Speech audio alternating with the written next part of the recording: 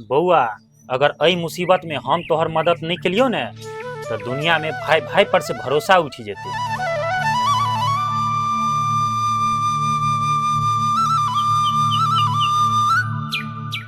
रो बउआ हमर। हाँ बाबू एते रोद में अत की करे छ? सब ठीक छ ने घर पर? हाँ बउआ सब ठीक छे। एगो बात बुझला हन? की बाबू? तोहर जे उ छोटका भाई छ ना, हाँ की भेलै से?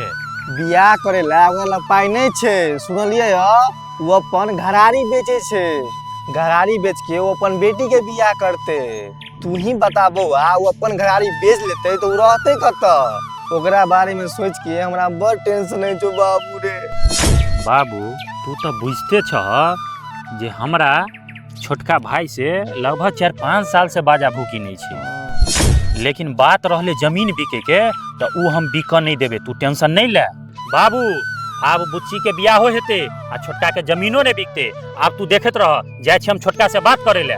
बउआ तोरा गेला से कोनो फायदा नहीं हो, उ तोरा देखइयो ला नहीं चाहे हो।